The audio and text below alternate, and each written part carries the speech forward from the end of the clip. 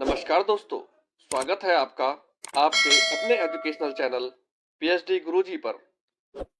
आज मैं आपके लिए लेके आया हूँ CUET 2024 का क्वेश्चन पेपर। दोस्तों, मुझे पता है कि 2025 में सिलेबस चेंज हो चुका है, लेकिन फिर भी ये क्वेश्चन पेपर से हम कुछ पॉइंट्स डिस्कस करेंगे और संभवतया वह इस समय के सिलेबस से भी रिलेट करते हैं। तो आइए आगे बढ़ते हैं। सबसे पहले दोस्तों, आपको इंस्ट्रक्शंस को अच्छे से पढ़ लेना है। जो भी OMR सीट है, आपको उसको ब्लू या ब्लैक पेन से ही फिल करना है। यहाँ पे 50 क्वेश्चन है और आपको अटेम्प्ट करने हैं 40 क्वेश्चन 45 मिनट में। तो चलिए बिना देरी के स्टार्ट करते हैं क्वेश्चन नंबर 1 से। Which of the following statement is are true? इनमें से कौन सा स्टेटमेंट या कौन से स्टेटमेंट सही है, ट्रू है? पहला स्टेटमेंट है, Lakshmibai National Institute of physical Education is the oldest pioneer institute of physical education in India. तो ये ओल्डेस्ट तो नहीं था। LNIP की स्थापना हुई थी, वो हुई थी 1956-57 में। और पहली बार BPED का कोर्स 1956-57 में ही स्टार्ट हुआ था LNIP ग्वालियर में। YMCA college of physical education Chennai was established इन 1920। जो YMCA young man Christian association है, उसकी स्थापना 1920 में हुई थी। ये करेक्ट स्टेटमेंट है। पहला वाला स्टेटमेंट रॉन्ग है। Sports authority of India implements various schemes of ministry of youth affairs and sports. ये स्टेटमेंट सही है। स्पोर्ट्स अथॉरिटी ऑफ इंडिया, इसको शॉर्ट में साई कहा जाता है, SAI, और इसकी स्थापना हुई थी 1984 में। ये एडिशनल इंफॉर्मेशन है, ये आपको याद रखनी है। NSNIS facilitates training of coaches and raising technical competence of existing coaches in the country। ये सही है। NSNIS पटियाला है क्या? इसका फुल फॉर्म है Netaji Subhash national Institute of sports. इसकी स्थापना हुई थी 1961 में, 1961 में। कहाँ हुई थी? पटियाला में हुई थी।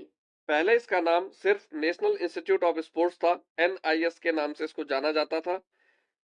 इसको रिनेम कर दिया गया 1973 में और नाम रख दिया गया Netaji Subhash national Institute of sports. और कहाँ हुई थी? पटियाला में। उसके बाद इसको मर्ज कर दिया गया साई के साथ 1987 में। मर्ज कब किया गया NIS को साई के साथ में? मर्ज्ड इन 1987। तो ये एडिशनल इंफॉर्मेशन है, ये आपको याद रखनी है। तो इसमें जो ऑप्शन है वो सही हो जाएंगे, B, C एंड D। जो राइट आंसर है वो हो जाएगा B, C and D only. आगे बढ़ते हैं दोस्तों। Arrange the following postural deformities in a sequential order from toe to head. मतलब पैर से लेके सिर की तरफ हमको बढ़ना है। पहला देख लेते हैं, हम back, kyphosis, genu varum, pes planus and hollow back. अब देखिए यहाँ पे थोड़ा सा इन्होंने ट्रिकी कर दिया क्वेश्चन को, क्योंकि इन्होंने इनके अल्टरनेटिव नेम पूछे हुए हैं। तो पहले हम इनके अल्टरनेटिव नेम देख लेते हैं। जेनुवेरम का मतलब होता है बो लेग, और नॉक नहीं होता तो जेनु वेलगम। पेस प्लानस का होता है फ्लैट फुट। फ्लैट फुट का ही दूसरा नाम क्या है? पेस प्लानस। हॉलोबैक कहते हैं लॉर्डोसिस को। किसको कहते हैं? लॉर्डोसिस को, जो कि आपके लुम्बर रीजन में होता है। अब हमें ये क्लियर हो गया कि ये कौन कौन से डिफॉर्मिटीज है। अब इनको अरेंज करते हैं। टो टू हेड कहा गया है यहाँ पे। टो सबसे पहले, फ्लैट फुट मतलब C ऑप्शन पहला होगा, ओके। उसके बाद में बो लेग, क्योंकि लेग्स का है, B ऑप्शन। उसके बाद में लॉर्डोसिस आएगा, क्योंकि लोअर बैक में होता है। और लास्ट में आएगा काइफोसिस, जिसको कि हम्प बैक या हंच बैक भी कहते हैं, जो कि आपके थोरक्स रीजन में होता है। Arrange the following fitness test as per their time requirements of conducting the test in a sequential order from minimum to maximum. पहले आपको क्वेश्चंस ढंग से समझ लेना है। जो भी टेस्ट यहाँ पे दे रखे हैं उनमें टाइम कितना लगता है, क्या रिक्वायरमेंट रहती है, उसके बेसिस पे हमको मिनिमम से लेके मैक्सिमम की तरफ बढ़ना है। मतलब सबसे कम टाइम कौन से टेस्ट में लगता है और सबसे ज्यादा टाइम कौन से टेस्ट में लगता है, इस हिसाब से हमको उनको अरेंज करना है। तो सबसे पहले देख लेते हैं वॉक टेस्ट जो है रिकली एंड जोन्स का, इसमें 6 मिनट लगते हैं। इसका नाम ही 6 minute run and walk test है। 50 मीटर रन टेस्ट, 50 मीटर में जनरली 7 से 9 सेकंड लग सकते हैं बच्चों को। हार्वर्ड स्टार टेस्ट जिसका कि फिक्स है 5 मिनट का ही टेस्ट होता है और पार्सल कलअप 1 मिनट का होता है। तो हमें देख लेना है। सबसे पहले हम 50 मीटर को लेंगे। बी 2 जगह है, इसके बाद में पार्सल कलअप आएगा। बी डी सेम ऑप्शन है पहले और दूसरे में। अब हमें देखना है हार्वर्ड स्टेप टेस्ट, क्योंकि ये 5 मिनट का है और जो ए ऑप्शन है हमारा walk test Rikli and Jones ये 6 मिनट का है। तो जो पहला है इसमें ये आंसर सही हो जाएगा, बी डी सी ए। आगे बढ़ते हैं दोस्तों, 4th नंबर का क्वेश्चन देखते हैं। ये एक अच्छा क्वेश्चन है। Cause of disabilities can be broadly classified into which of the following categories. विकलांगता के कारणों को व्यापक रूप से निम्नलिखित श्रेणियों में वर्गीकृत किया जा सकता है।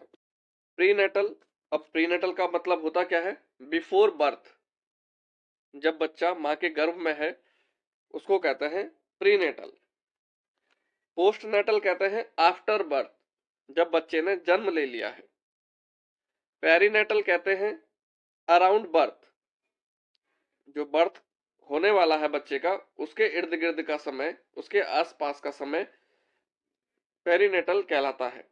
प्रोनेटल क्या होता है, प्रोनेटल refers to policies or attitudes that encourage child birth and population growth। ये पॉलिसीज से संबंधित है। इसमें जो आंसर है वो होगा 4th A B D only, क्योंकि डिसेबिलिटी बिफोर बर्थ भी हो सकती है, आफ्टर बर्थ भी हो सकती है और अराउंड बर्थ भी हो सकती है। जब बच्चा जन्म ले रहा है, इस धरती में प्रवेश कर रहा है, तो उस दौरान भी कुछ हादसे हो सकते हैं। 5th क्वेश्चन देख लेते हैं। Which of the following are characteristics of endomorph body type. अब हम यहाँ पे देख लेते हैं कि सेल्डन ने 3 तरीके के बॉडी टाइप्स बताए थे, एक्टोमॉर्फ, मेसोमॉर्फ एंड एंडोमॉर्फ। तो एंडोमॉर्फ की यहाँ पे बात की गई है। एंडोमॉर्फ वे लोग होते हैं जो थोड़ा सा राउंड शेप के हैं, फैटी लोग हैं, थोड़ा सा थिक शेप है इनकी। तो पहला ऑप्शन देख लेते हैं, नैरो हिप्स नहीं, round flat and thick yes, pear shaped body होती है, नाशपाती के आकार की इनकी बॉडी होती है। थिन तो ये बिल्कुल नहीं होते, थिन होते हैं एक्टोमॉर्फ।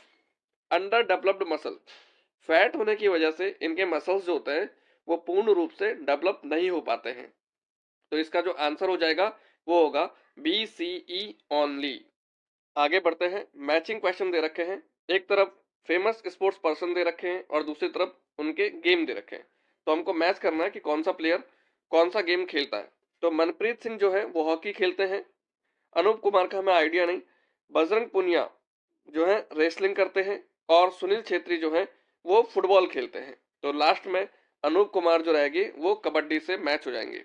तो देखिए ए का थर्ड, बी का फोर्थ, सी का फर्स्ट एंड डी का सेकंड। ओके, तो थर्ड वन आपका राइट आंसर होगा। 7th क्वेश्चन देख लेते हैं। ये भी मैचिंग दे रखा है, एक तरफ पोस्चरल डिफॉर्मिटीज दे रखी हैं और दूसरी तरफ इनके करेक्टिव मेजर्स दे रखे हैं कि कैसे ये सही हो सकती हैं। नॉकनी को जेनु वेलगम कहते हैं। वेलगम के गम से आपको याद रखना है, गम का मतलब होता है चिपकना। तो नॉक नीज, जब नीज आपस में चिपक जाती हैं या एक दूसरे को नॉक करती हैं, खटखटाती हैं या टकराती हैं, तो वो कहलाता है जेनु वेलगम नॉकनी। ये कैसे सही होता है, हॉर्स राइडिंग करके सही होगा।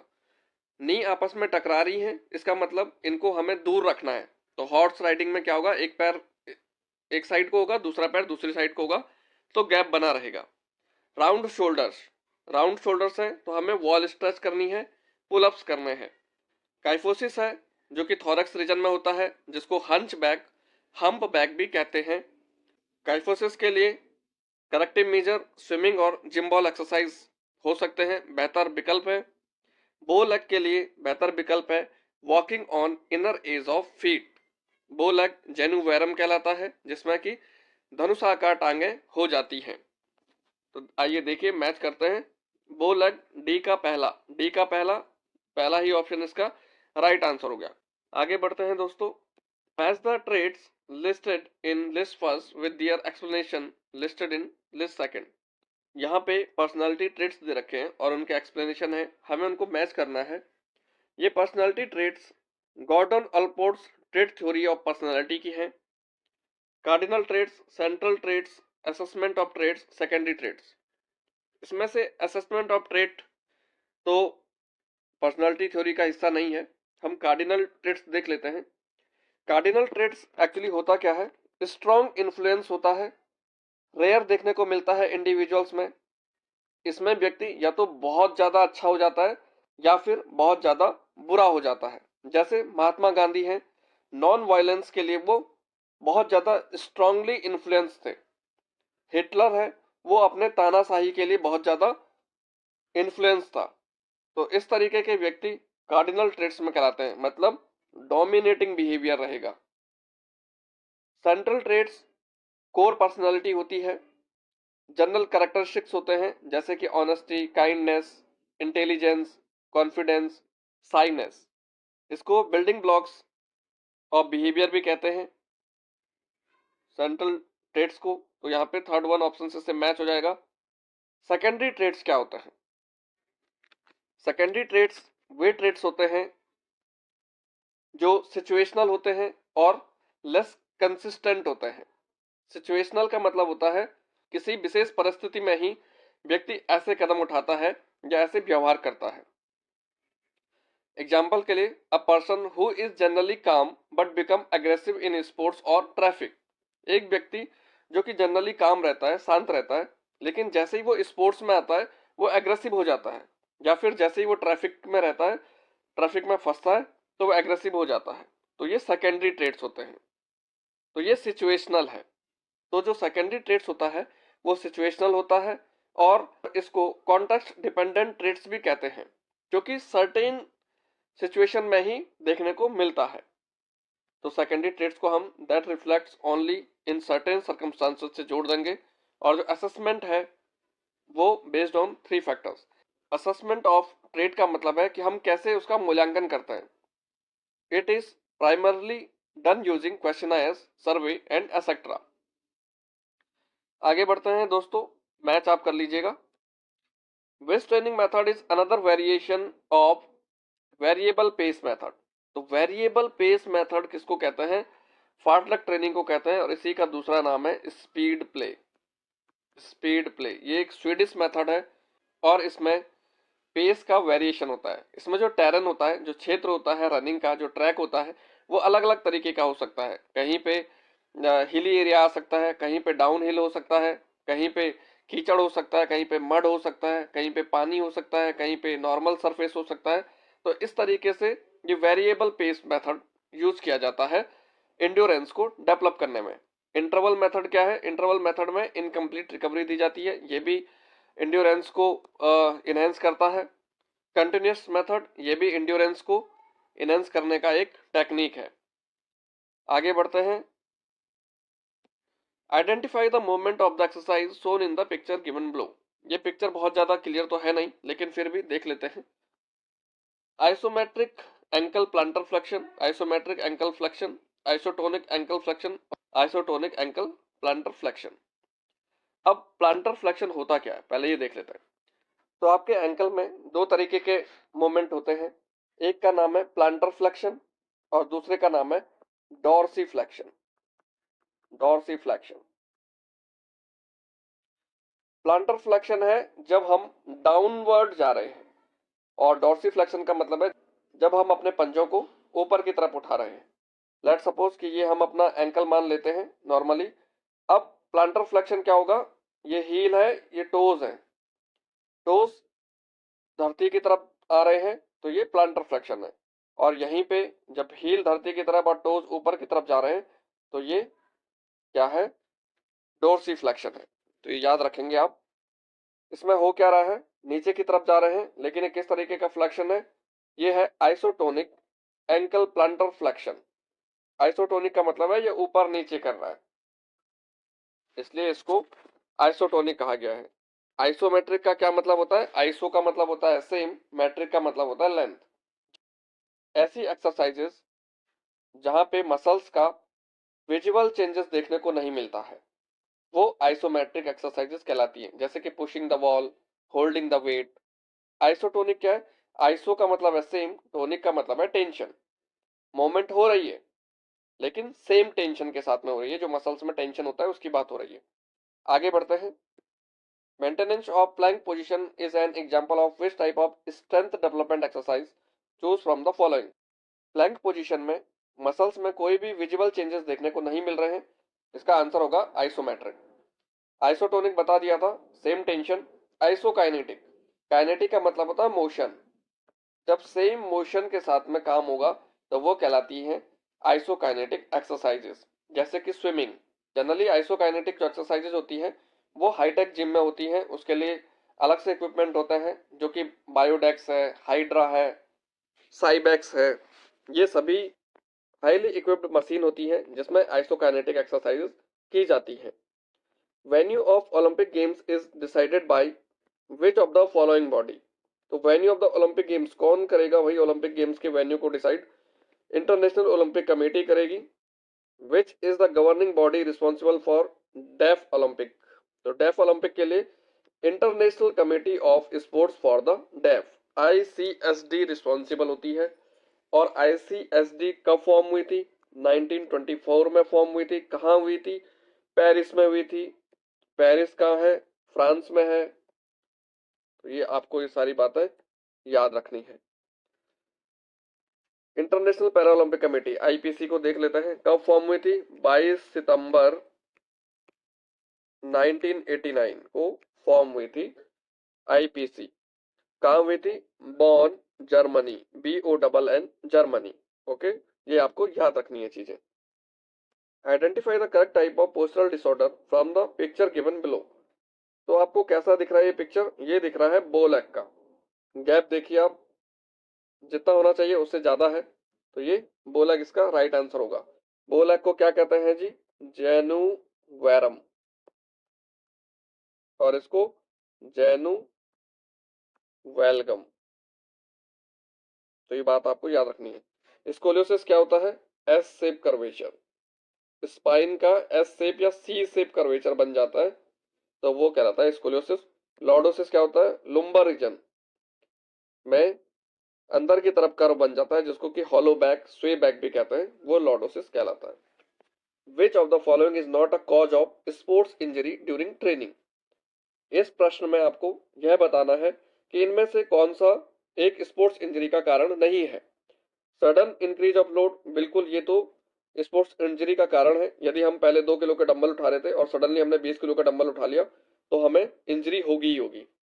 Lack of proper sports facilities, proper facilities नहीं है भाई, उबड़ खाबड़ मैदान है, जो इक्विपमेंट्स है वो सही से नहीं है, टूटे फूटे इक्विपमेंट है, तो उनसे चोट लग सकती है। पुअर एक्सरसाइज टेक्निक, हमारे पास में सही टेक्निक नहीं है, हम गलत तरीके से एक्सरसाइज कर रहे हैं, तो इसकी वजह से भी हमको स्पोर्ट्स इंजरी हो सकती है। जब हम प्रॉपर वार्म अप करते हैं तो हमको स्पोर्ट्स इंजरी नहीं होती है। और यहाँ पे आपको यही पता करना है कि नॉट अ कॉज, जो कारण नहीं है, तो प्रॉपर वार्म अप करेंगे तो हम इंजरी फ्री रहेंगे, ये आप याद रखेंगे। विच of the following is not a soft tissue injury. इनमें से कौन सी सॉफ्ट टिश्यू इंजरी नहीं है? सॉफ्ट टिश्यू इंजरी कौन होती है? कोमल ऊतक की चोटें।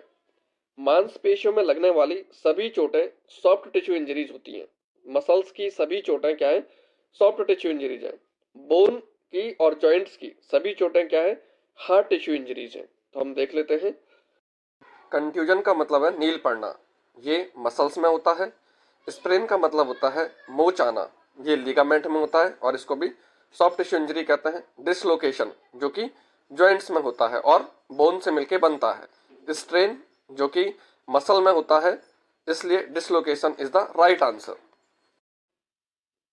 आगे बढ़ते हैं। Which one of the following is not a symptom of dislocated shoulder joint. आपको ये बताना है कि इनमें से कौन सा शोल्डर जॉइंट का सिम्टम्स, लक्षण नहीं है। देखिए, जब शोल्डर जॉइंट का डिसलोकेशन होता है, पेन तो होगा ही, बिल्कुल होगा। स्वेलिंग रहेगी, बिल्कुल रहेगी। इनस्टेबिलिटी ऑफ जॉइंट, जब जॉइंट अपनी जगह पे है नहीं तो स्टेबिलिटी कैसे रह पाएगी, इनस्टेबिलिटी हो जाएगी। विजुअल ब्लीडिंग, ब्लीडिंग लेकिन यहाँ पे देखने को नहीं मिलती है, तो यही इसका राइट आंसर होगा क्योंकि इसने नॉट पूछा हुआ है। आगे बढ़ते हैं।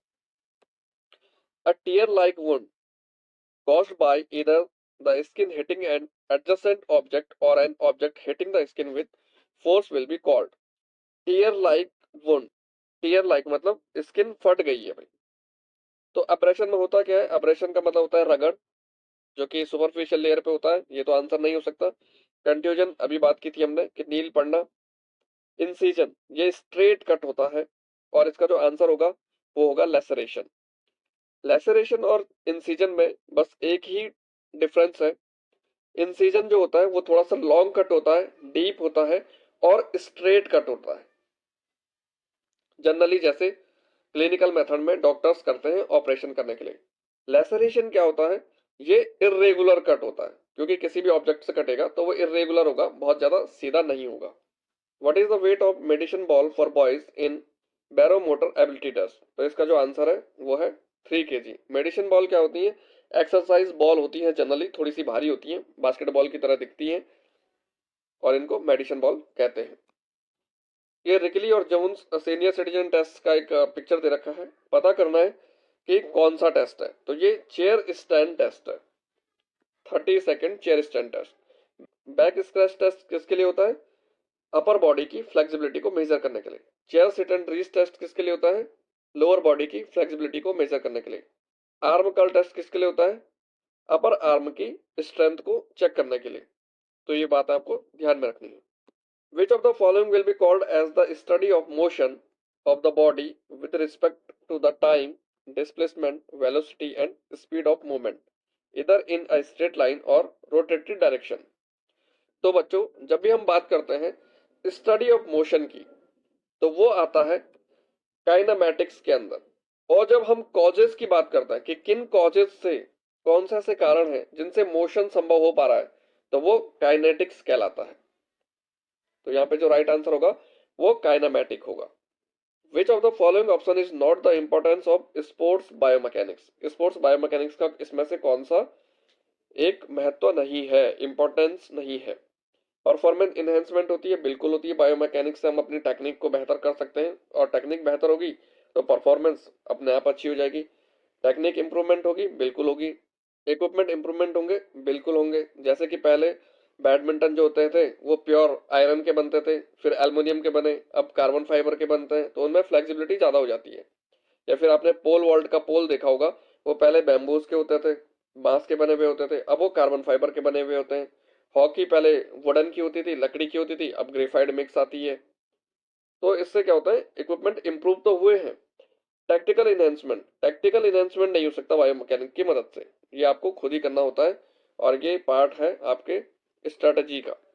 What will be the correct sequence of management of abrasion? Abrasion का मतलब मैंने पहले बताया था आपको, रगड़, जो कि सुपरफिशियल लेयर में हो जाती है। जैसे कि आप किसी भी सरफेस के अगेंस्ट में घिसट जाते हैं, गिर जाते हैं, तो रगड़ हो जाती है। तो हमको इसमें बताना है कि हम मैनेजमेंट कैसे करेंगे, प्रबंधन कैसे करेंगे। यदि किसी व्यक्ति को एब्रेशन हो गया, चोट लग गई, रगड़ लग गई, तो हम क्या करेंगे?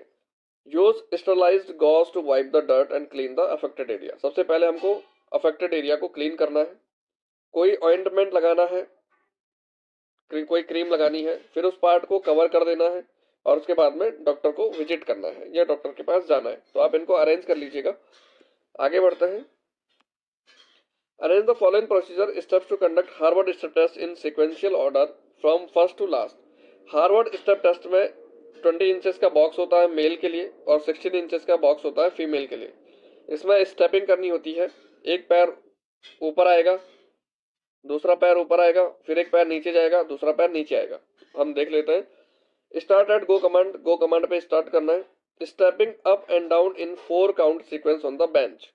Major heart beat from 1 to 1.5 minutes, 1 से 1.5 मिनट के बीच में हार्ट रेट लेनी है। Compute fitness index score, sit down after completion of exercise.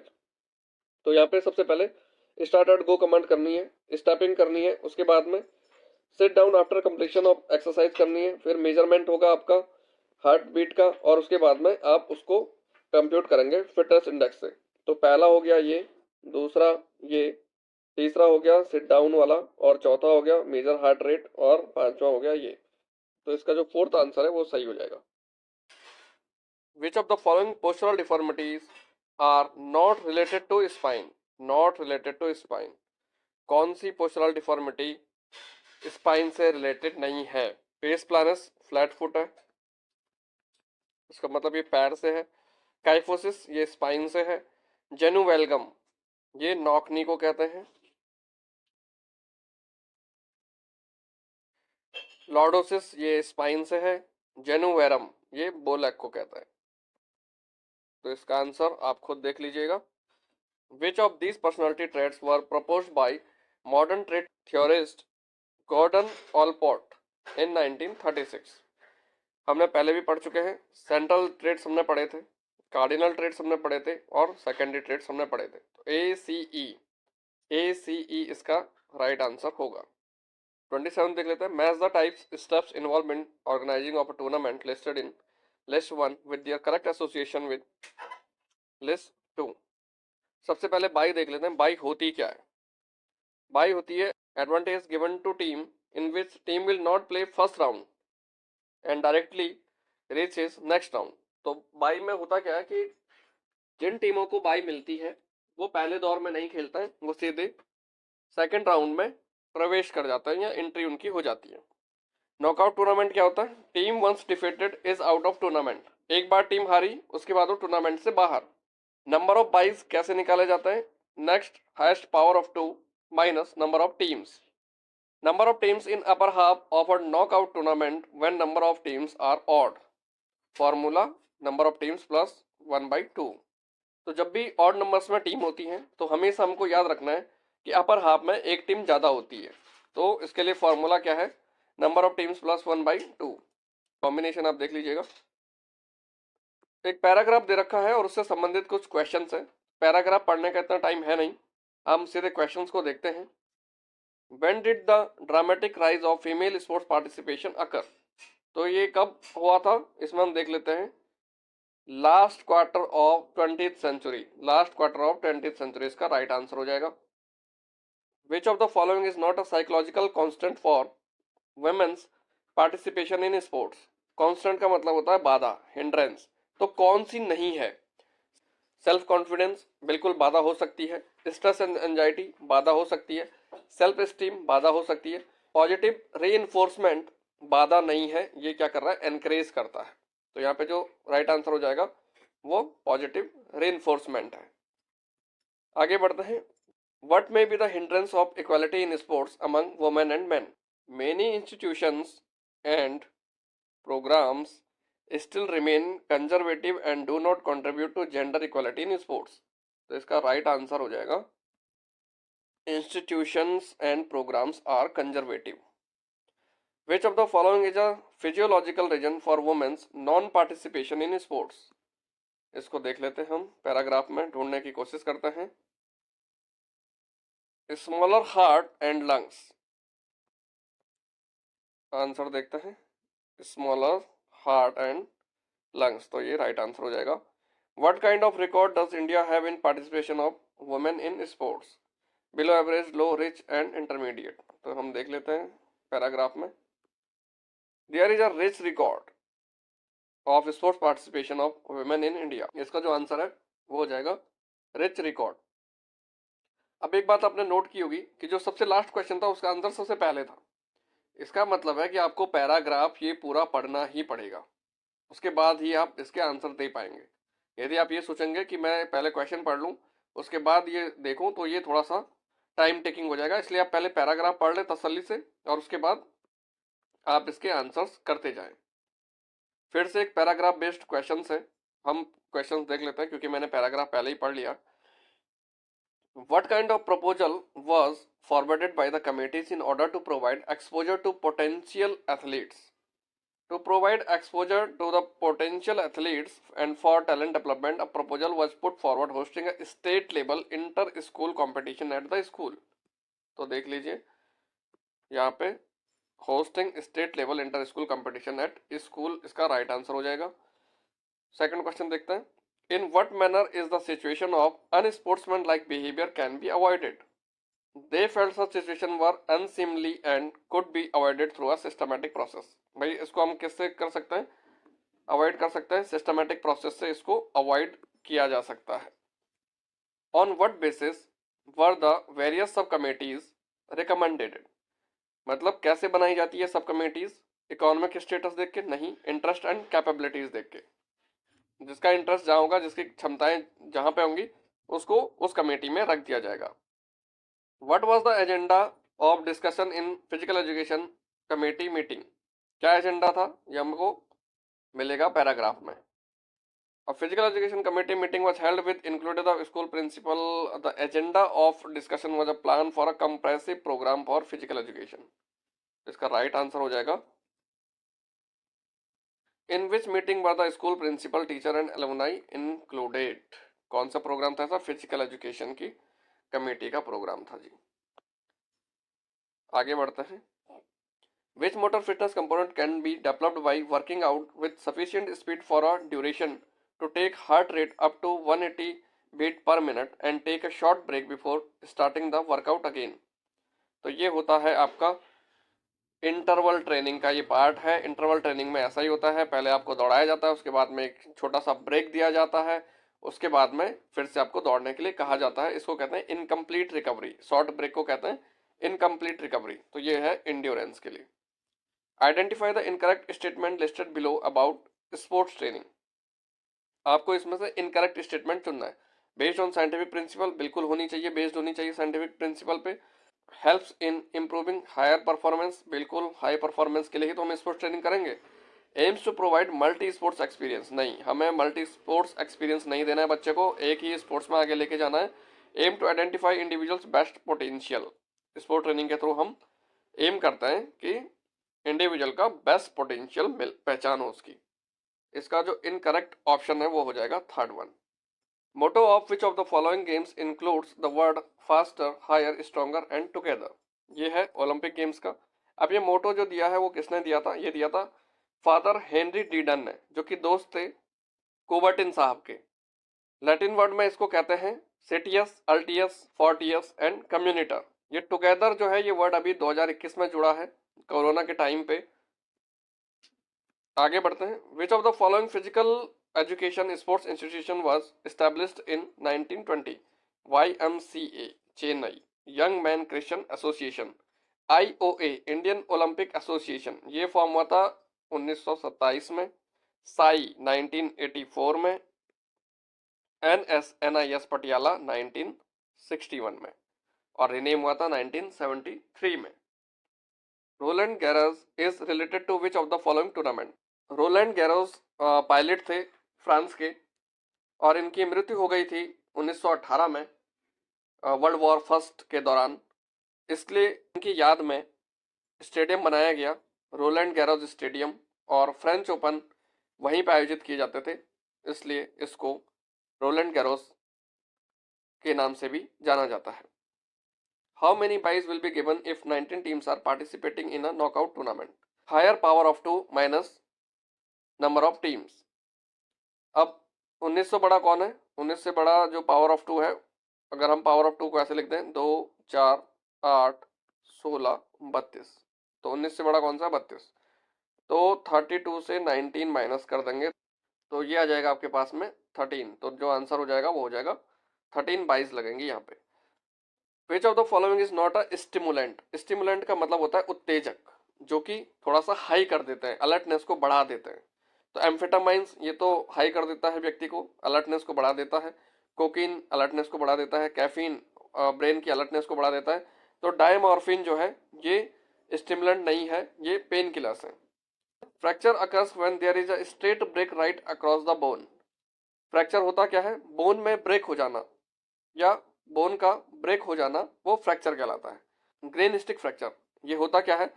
इसमें बोन टूटती तो नहीं है, पर एक तरफ से बेंट हो जाती है थोड़ा सा. ये ज्यादातर बच्चों या बुजुर्गों में देखने को मिलता है. बोन का बेंट हो जाना वो ग्रेन स्टिक फ्रैक्चर कहलाता है. स्ट्रेन ये तो सॉफ्ट टिश्यू इंजरी है, जो कि मसल और टेंडन में होती है. ट्रांसवर्स फ्रैक्चर, इसका ट्रांसवर्स का मतलब होता है हॉरिजॉन्टल. ये देखिए, ये वर्टिकल है, और ये हॉरिजॉन्टल है। तो यहाँ पे पूछ क्या रहा है कि fracture occurs when there is a straight break right across the bone. तो राइट एंगल जो बनाता है वो बनाता है हॉरिजॉन्टल, और हॉरिजॉन्टल को क्या कहते हैं, ट्रांसवर्स कहते हैं। कम्युनिकेटेड फ्रैक्चर क्या होता है, जिसमें बोन दो से अधिक पीसेस में डिवाइड हो जाती है या टूट जाती है, वो कम्युनिकेटेड फ्रैक्चर कहलाता है। Friction works in direction of moving object. तो ये हमेशा फ्रिक्शन जो होता है वो अपोजिट डायरेक्शन में काम करता है, रोकने का काम करता है। Flexion is a movement which occurs in sagittal, frontal, transverse और हॉरिजॉन्टल प्लेन। तो इसके लिए आपको एक्सिस और प्लेन ध्यान से पढ़ने होंगे। इसका राइट आंसर है सैजिटल प्लेन। सैजिटल प्लेन होता क्या है, जो बॉडी को, ये बॉडी बना ली हमने एक इस तरीके की, ये बॉडी को लेफ्ट और राइट हाफ में डिवाइड करता है सैजिटल प्लेन। फ्रंटल प्लेन क्या करता है, आपको बैक हाफ और फ्रंट हाफ में डिवाइड करता है। ट्रांसवर्स प्लेन क्या करता है, अपर हाफ में और लोअर हाफ में डिवाइड करता है। इसका राइट आंसर होगा sagittal plane. In an instrumental aggression the main aim is to cause harm to the opponent physically. नहीं, ये तो होता है हॉस्टाइल अग्रेशन में। Attain non aggressive goals. Express your feeling और जेलेसी। नहीं। Cause harm to the opponent psychologically. नहीं। तो इसका जो राइट आंसर होगा अटेन नॉन एग्रेसिव गोल्स। 49 देख लेते हैं। Arrange the following stretching exercises in sequential order from toe to head. Toe से लेके हेड तक जाना है, देखते हैं। Pectoral stretch. अब पेक्टोरियस मसल कहाँ होती है, चेस्ट में होती है। क्वाड्रिसेप्स मसल्स आपकी थाई में होती है। फ्रंट थाई की मसल्स को कहते हैं quadriceps group of muscles. Thoracic extension stretch, ये तो बैक में होती है। और lumbar extension stretch, lumbar extension stretch का होता है लोअर बैक में होती है। तो सबसे पहले हो गई आपकी क्वाड्रिसेप्स स्ट्रेच जो कि लेग में है, थाई में है। उसके बाद में लंबर आ गया, उसके बाद में थोरक आ गया, और लास्ट में आ गया पेक्टोरल। तो इसका जो आंसर है वो हो जाएगा BDCA। Arrange the following number of teams in a sequential order from less to more with respect to allotment of buys in a knockout tournament। ये अच्छा क्वेश्चन दे रखा है, थोड़ा सा ट्रिकी है, आपको थोड़ा सा सोचने पे मजबूर करेगा। आपको ये फाइंड आउट करना है कि जो भी नंबर ऑफ टीम्स हमें दे रखी हैं उनमें बाई की संख्या क्या रहेगी और उसको कम से ज्यादा की ओर लगाना है। तो सबसे पहले हम देख लेते हैं 5 टीम में कितनी बाई मिलेगी। सबसे पहले हम लिख लेते हैं 2, 4, 8, 16, 32 और 64, क्योंकि 63 तक हमारे पास टीम पूछी हुई है। ये आपके हैं पावर ऑफ 2। ओके, अब यहाँ पे अब हम फॉर्मूला देखते हैं यहाँ पे कि फॉर्मूला क्या था, इक्वल और higher power of 2 minus n. N क्या है, नंबर ऑफ टीम्स। तो इक्वल और इक्वल तो है नहीं कोई, हायर क्या है, 5 से बड़ा क्या है, 8 है। तो 8 माइनस 5 इज इक्वल टू 3। तो 3 बाईस आएंगी। बी को देख लेते हैं, 14, 14 से बड़ा क्या है, 16। 16 माइनस 14, 2 बाईस आ जाएंगी। 32, 32, 32 से मैच करता है, तो 0 बाईस आ जाएंगी, 0 बाई। और उसके बाद में 12, 12 से बड़ा कौन सा है, 16 है। 16 माइनस 12, 4 बाईस। और लास्ट वन 63, 63 से बड़ा है 64, 64 minus 63 is equal to 1 by CEBAD। ये इसका राइट आंसर हो जाएगा। Thank you so much for your precious attention. बने रहें PhD गुरुजी के साथ। नमस्कार, ऑल द बेस्ट।